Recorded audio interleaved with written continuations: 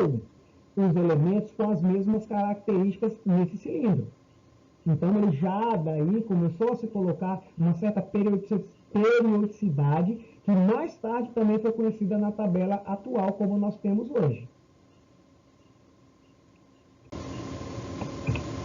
Em 1863, 1882, John Lentz, ele propôs isso aí.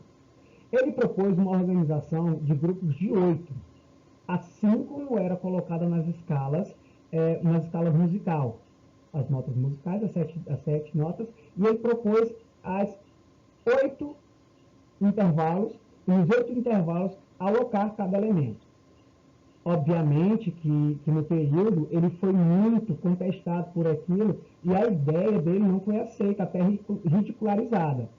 Porém, vale ressaltar que depois de alguns anos, após ele propor essa ideia, mais precisamente 20 anos após, ele conseguiu ganhar o prêmio de Química e ele conseguiu ser reconhecido por ter descoberto uma certa lógica, que seria a questão dos intervalos, a qual os grupos seriam formados. Então, a cada intervalo se descobriu que poderia ser formado grupos. Então, descobriu-se uma nova organização, que seria, assim como ele propôs, só que não tão bem vista na época.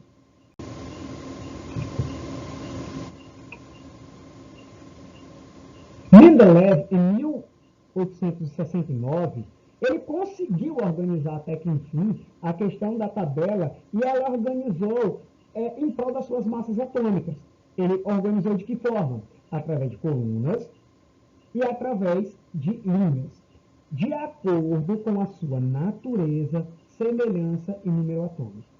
Talvez por conta de tal suspeita, o mesmo na época, então, espaçou alguns locais para que futuramente, se assim fosse descoberto mais algum elemento químico, ficasse aquele espaço para ser colocado. Obviamente que não foi dessa maneira como nós estamos vendo na tela, mas ele deixou assim então uma lacuna, ou várias lacunas, dentro daquela organização que foi feita em 8 colunas e 12 faixas. Até que então, por um experimento feito com raio-x, um químico em 1913 chamado de Moncelet, descobriu então um número atômico. E esse número atômico, mais à tarde, foi associado com o número de prótons. Por que ele fez isso? O que ele conseguiu descobrir? Ele conseguiu descobrir porque ele não ficou tão conhecido, ele não ficou tão convencido com a ideia que os elementos estavam com suas massas corretas. Então, por causa dessa incoerência que ele suspeitava, ele começou a fazer alguns estudos. 2 exemplos disso foi a questão do telúrio e do iodo, que em 1871 ele publicou uma nova forma. E assim, em 1871, ele reformulou e apresentou essa nova tabela periódica, com essa nova organização. E essa nova organização foi dada assim, após esse experimento que ele fez, após essa descoberta atômica que depois, posteriormente, foi associada com a questão do número de prótons. Já por volta da década de 50, Theodore, ele propôs uma nova formulação da tabela periódica, fazendo uma inclusão de uma nova série. A nova série proposta por ele foi chamada de transhumânicos, que ela vai de uma numeração que vai da 94 a 102. O mesmo foi até homenageado com um elemento químico na tabela periódica com seu nome. Como podemos ver aí a questão dessa nova formulação, né? De como seria a nova proposta dessa tabela periódica, a qual foi alocada por eles.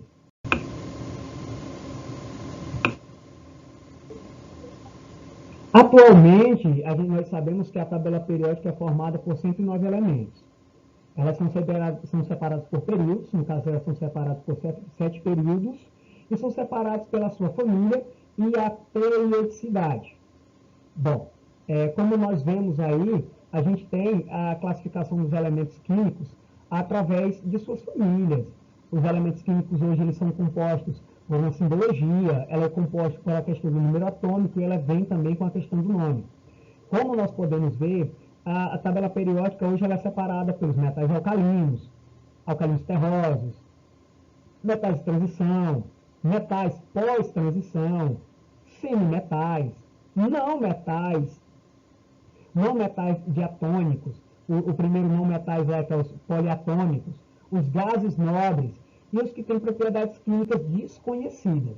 Lógico que nós sabemos que a tabela periódica que é proposta hoje, muitos dos elementos são encontrados na natureza.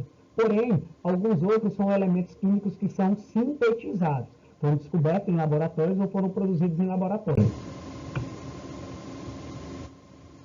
Há algumas características que nós podemos falar sobre a tabela periódica atual, como nós as conhecemos, é a questão de a característica por cada período. Por exemplo, o primeiro período ele é muito curto, só tem 2 elementos. Exemplo desses 2 elementos seria o hidrogênio e o hélio, são gases. Temos o segundo período, que já possui 8 elementos, também é considerada curta. Só que, diferentemente do primeiro período, ela é um pouco mais extensa. Já tem 8 elementos. No terceiro período, ele também é considerado curto porque possui a mesma quantidade do segundo período. E assim, essa organização ela já foi refeita. Como? A cada período se alocou uma determinada quantidade e esses períodos foram colocados como a questão do mais curto ao mais longo. Como a sintetização de vários elementos e a descoberta estava em alta, se colocou no sétimo período como um período que se considera incompleto.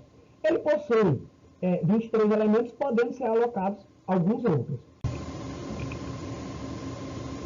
Com relação à questão das colunas, pode-se falar que ela vai do número 1 a 18, e alguns elementos também são alocados nela, como no exemplo passado.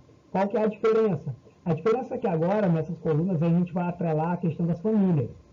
Exemplo disso é o que eu tenho na primeira coluna, que são o que nós chamamos de metais alcalinos. Quando nós chegamos na coluna de número 12, a gente encontra os metais alcalinos terrosos. Quando nós chegamos e fazemos o estudo lá e chegamos na coluna 18, a gente já vê que já muda, a gente não tem mais metal, a gente tem gás. E é os que a gente chama de gases nobres. Então, essa tabela periódica, ela foi toda alocada com a questão das colunas e questão das linhas, no caso, para poder fazer essa separação e essa organização.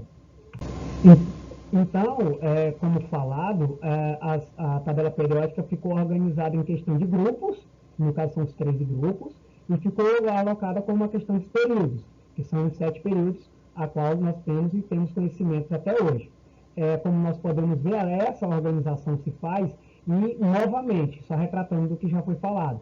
Nós temos aí o nome do elemento, o símbolo do elemento, número atômico, peso atômico, de acordo com o que cada tabela é proposta. O que nós podemos falar, então, da classificação das propriedades periódicas e aperiódicas dos elementos químicos? A gente pode falar que os elementos químicos, eles têm uma energia de ionização, eles têm uma eletroafinidade, eles têm uma afinidade eletrônica, eles têm raio atômico, eles têm uma eletropositividade. Bom, mas o que é isso?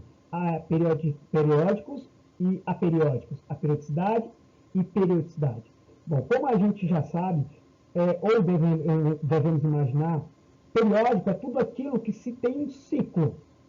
Ou seja, aquilo que tem um começo, um meio, um fim e recomeça. Começo, meio, fim e recomeça. É tudo aquilo que tem um recomeço, como podemos ver na classificação. Algo periódico, baixo para cima, da esquerda para a direita. Aperiódico, de cima para baixo, da direita para a esquerda.